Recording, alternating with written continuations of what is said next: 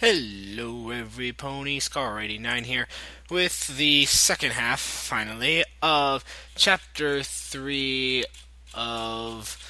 Let's go up. Magic and Mayhem and Murder. Oh my. I really don't want to keep reading this story, but I do at the same time. I don't know. Anyway, the second half of Chapter 3, because I stopped in the middle last time, so, here we go, Chapter 3, Once Upon a Time in Ponyville. Once I get to it. Yes. Once Upon a Time in Ponyville. Part 2. It looks like a hurricane passed through here. Twilight couldn't help but agree with Sean's observation. Oh, that was Sean. Sorry. It looks like a hurricane passed through here. Twilight couldn't help but agree with Sean's observation. Every time she'd visited the room before, the extent of the mess had always pushed her to offer up Spike's services as a cleaner. Rarity, of course, always refused, candidly insisting that she knew exactly where everything was. Rarity had refrained from dignifying the comment with a response as she used her magic to levitate a mannequin, hastily resembling into a more human shape. Over to them. What? Oh, okay, I see. Rarity had refrained from dignifying the comment with a response as she used her magic to levitate a mannequin, hastily reassembling into a more human shape, over them. That's how it's supposed to be. Right? The outfit draped over it was less garish than Twilight had expected. She saw Sean start to step forward, but before he could get a closer look at it, a bandana wrapped itself around his eyes. Now, can't have you seeing it before it's ready. It'll ruin the surprise. Now, all I need is a few measurements for the final touches. Rarity's horn glowed, and the vertebral tornado of Taylor's tools swirled around Sean, wrapping around and groping various limbs and body parts as Rarity called out numbers for Twilight to write down. Hack, help! I need an adult! Oh, quiet down and stand still, you big baby! Rarity's assault continued for only a few minutes before Sean was allowed to sit down on the floor where he'd stood. The white unicorn double-checked the blindfold before turning to make the adjustments to her newest masterpiece. Sorry, I don't know why I'm not doing so well in this story ever. Twilight almost began to feel pity for her new friend, then recalled that morning's fruit tea accident. She briefly considered pelting him on the head with something before her pondering was interrupted by a frustrated exclamation from the fashionista behind her. Drat! Tools hung in the air as the white pony frantically looked around the workroom. Now, where did I put those pinking shears? I have no idea what a pinking shears is. Oh, Sweetie Belle better not have messed with my stuff again. Twilight, be a dear and help me look. Sean, don't you dare remove that blindfold. Are you looking for the squiggly scissors under the clothing rack behind me? Sorry, I haven't seen Psych for so long, and I haven't done this reading for so long, so my Sean is weird. Both ponies stopped, staring at Sean in amazement before Rarity rushed over to the aforementioned. I don't know what that word says. AFOREMENTIONED. Rack. I don't know. She stood for a moment, scissors in hoof, and an incredible look on her face. That's quite a talent. You wouldn't also happen to know where the tracing wheel is, would you? Does it look like a spiky pizza cutter? Rarity nodded, then seemed to remember that Sean couldn't see. Yes! Table to your left. Sorry, they just went into a door behind me. Table to your left. His pronouncement proved true, the shiny tip of one of the wheels sticking out from under a sheet of pink cloth. Twilight stood there, flabbergasted. Was Sean somehow able to see in spite of the blindfold? Did humans have some sixth sense that he hadn't mentioned to them, assuming ponies had it too? She had to know. Sean, how do you know all that? Twilight stepped over to him, putting her face right in front of his and trying to squint through the blindfold. I got a pretty good look at the room before she put this on me. Sean fingered the soft fabric over his eyes. That's what she said. A smirk on his face. You you simply remembered where they were? From that one look? You could say that's my special talent. He paused to laugh at some private joke. I wasn't exactly born with it, though. And before you ask me again, no, there's nothing tattooed on my ass. Twilight stepped back, mind working a mile a minute. Could it really be that simple? I've heard rumors of ponies who claim to have perfect recall, but I've never actually read of a confirmed case. Reaching out with her magic, she took hold of a nearby roll of clothing and aimed carefully. Let's see if you're really blind.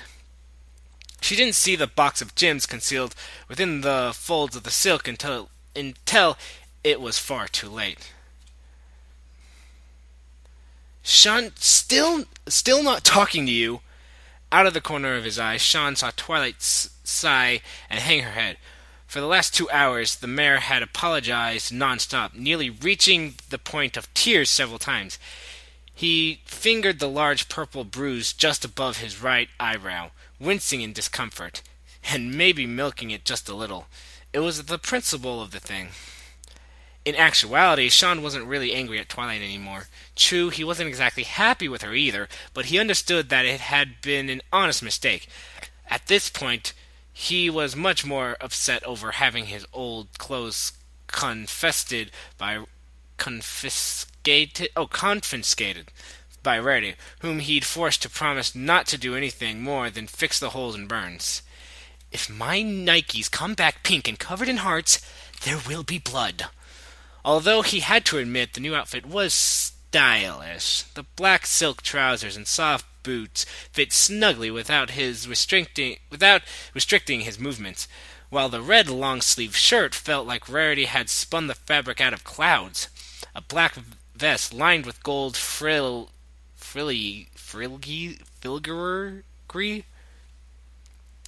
gold something, completed the ensemble, which fit better than anything he owned back home. He absolutely hated the lace at the end of each sleeve, though it lent the whole outfit a formal, even royal air. Sean, Rarity, and still despondent Twilight had been making their way to Sugarcube Corner for the last half hour. Their progress impeded as ponies who recognized him from the party continually stopped to say hi or give him stuff. They're so nice, but still, I don't agree with what they did at the party, and I don't agree with this person wrote that they did at the party. Just saying. So far, Sean had accrued several fruits. A black feathered... Oh, I get it. So far, Sean had accrued several fruits, a black feathered hat to go with his new outfit, and a pineapple. Really, again with the pineapple. The last one had been from a maroon earth pony who asked if he'd enjoyed the other one. Sean assured the coat that he'd gotten better use out of it than any pineapple he'd ever had. I don't even know. And the farm pony left with a confused smile at the strange compliment. Eventually, they reached what Sean assumed to be the house of the gingerbread man's older, richer, much more flamboyant cousin. This was where they'd be stopping for a light lunch, as well as the workplace of the troublemaker who'd thrown him a party the night before. He gulped at the prospect of meeting the strange pink pony again. There was no doubt that she'd been an excellent compatriot during their drunken antics.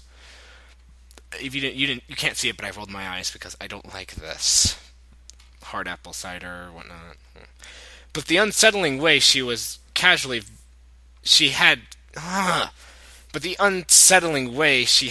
casually violated the laws of physics or thrown him across the room had made him sweat even more when he wasn't so... What? Okay, I'm back. Sorry, the phone was ringing and I had to wait for it to stop. Okay. So I have no idea what this sentence just said. But the unsettling way she had casually violated the laws of physics or thrown him across the room had made him sweat even when he wasn't sober. I don't even know what that means. So she owns this place? Sean stood at the doorstep, unsure of whether to knock or just step inside. No, silly. Mr. and Mrs. Cake own it. Pinkie Pie just works there. Oh, wait, that's me! Here, let me get you the door. Let me get the door for you. Oh, okay. Thanks, Pink. Frozen in place, in a mix. Oh, Sean watched in a mix of wonder and horror as the poofy-maned pink pony bounced past him, shoved open the door, and motioned him inside. He slowly turned to look at Twilight and Rarity, who merely shrugged their withers at him. Withers? I don't know. Twilight? Sean whispered. You didn't tell me Earth ponies could teleport too. They can't. But, yeah, I stopped trying to figure it out a long time ago. Just go with it. Sean wondered if this is how Gus had felt all those times. No, I will not be out-mead. With newfound resolution, he stepped forward into the candy shop. Well, you're about to be out-you'd in any minute. I'm sorry, Sean, but you are. It was brightly lit, large windows letting in as much of the sun as possible so as to better illuminate the wide variety of sugary delights on display. Pinkie Pie was nowhere to be seen.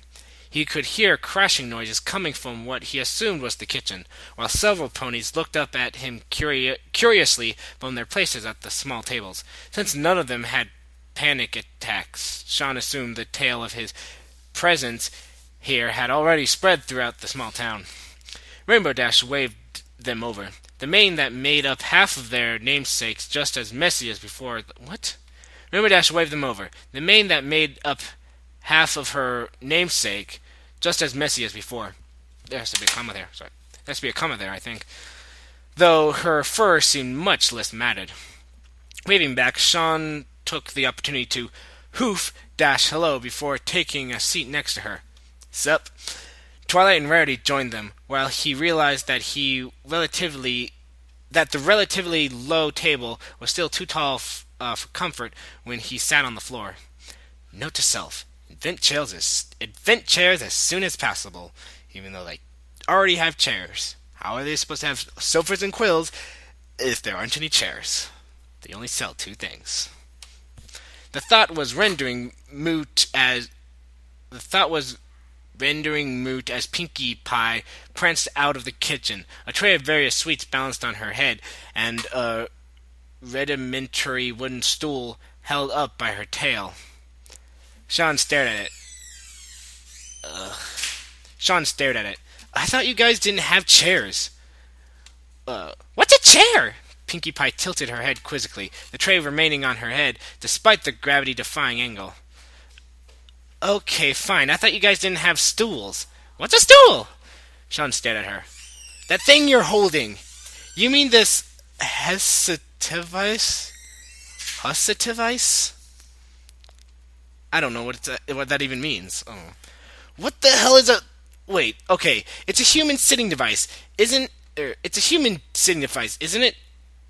Sure, that... What? Oh, the phone's ringing again. I have to stop. Okay, the phone finally stopped. I don't understand. What? I don't understand what they're trying to say here. It says, what the hell is a... Wait, okay, it's a human sitting device, isn't it? Sure, that... I don't even know who's saying that. I think that's Sean. I don't know. I built it for you, special, because you're a special friend. Do you like it? Sean glanced at the other ponies, who only smiled bemusedly. While he would never admit it openly, he almost teared up a little. Sean, are you still not... Oh, no, that's Twilight. Sean, are you still not talking to you? Twilight sighed again, clearly having hoped that Sean had forgotten his grudge in the touching moment. Quickly wiping a hand across his eyes, Sean coughed. Sorry, got something manly in my eye. Want some eye drops? Pinkie piped up as she set the haphazard stool down for him to sit on. We also have gumdrops, candy drops, chocolate drops. The list went on for a while. It wasn't the most uncomfortable thing Sean had ever sat on. The dubious honor still went to the chair in the interrogation room at the Santa Barbara Police Department. Still, it definitely made the subsequent meal much less awkward for him. Now, Sean wasn't like his dad or Lassie. He didn't consider vegetarian food and had resigned himself to the likelihood that meat would be off limits for a while. The one time he'd mentioned having chicken for dinner during the earlier chat, Twilight's eye had gotten so wide that he'd made up a lie on the spot about his good friend Chicken Chicken McNuggets, whose parents' love of humor was only suppressed by their love of poultry. Wow. Beyond that lunch and double dessert, which Pinky assured him was absolutely a real thing, was fairly uneventful. The group spent the subsequent time of hours chatting and snacking. Sean even spent a substantial amount of time in the kitchen with his new pink friend trying to recreate his favorite chocolatey snack. I don't know what that would be. I'm guessing a milkshake? By the time the complimentary ride arrived, Applejack and Fluttershy had filtered into the shop, and Sean had finally consented to start speaking to Twilight again. Applejack and Rainbow Dash were actually in the middle of a hoof wrestling contest with a large, rather imposing white stallion Pegasus in shiny gold armor. Oh, what? Applejack and Rainbow Dash were actually in the middle of a hoof wrestling contest when a large, rather imposing white stallion Pegasus in shiny gold armor marched into the shop. Dash, of course, took advantage of the brief distraction to slam Applejack's hoof onto the table with a victorious shout. I'm looking for a Miss Twilight Sparkle and Company. The stallion gruffly called out to the room at large, looking very unhappy to be there. Or perhaps merely unhappy in general. Sean couldn't tell. Oh, we're over here. Come on, Sean, girls. Twilight twatted over to the soldier. Twilight trotted over to the soldier. Thank you for coming so quickly, Mr. The Stallion eyed her for a moment, letting the sentence hang for a while before he answered. It's Captain Agus Fidelis. I don't even know what that is. So apparently, Captain Agus Fidelis. Reporting for duty. All of you, please step outside and board the chariot in an orderly manner. Cringing at the shortness of the reply, Twilight started to stammer a response when Sean ambled over. Unfazed beneath the guard's whitening glare, he gave the glowering pony his most winning smile and stuck out his fists. Good to meet you, Captain Leeches.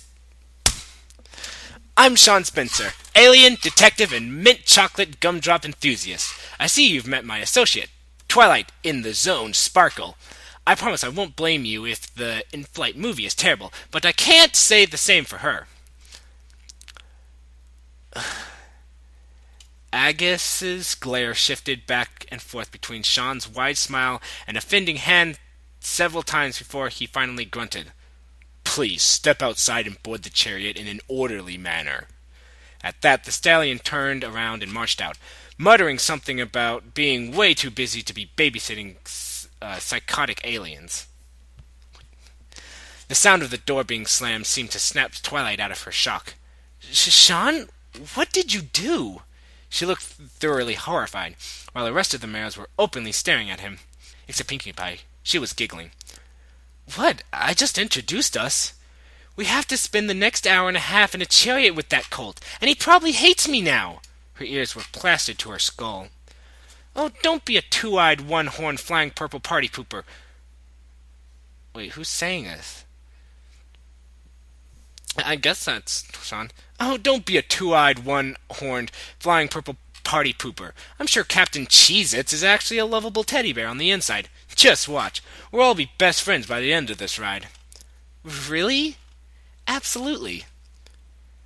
They weren't. That's just what it says. They weren't. Sean wasn't going to sugarcoat it, but this lovable charm had finally met his match. Well, its second match or so. Throughout the flight, the captain had so far refused to even acknowledge the existence of passengers on the chariot he was pulling. I just spit out a bubble. That's so weird. Twilight, of course, was coming apart at the seams because of it, though Sean could hardly bring himself to care. He was far too busy leaning as far as he could over the side of the golden vehicle, trying to burn every bit of the experience into his memory. Fluttershy was sitting next to him, gripping the ends of his vest in her teeth and attempting to coax him back to the center between squeaks of fear. Fillies and gentlecolts, we are now on final approach to Canterlot Castle. For your safety, please move toward the center of the chariot.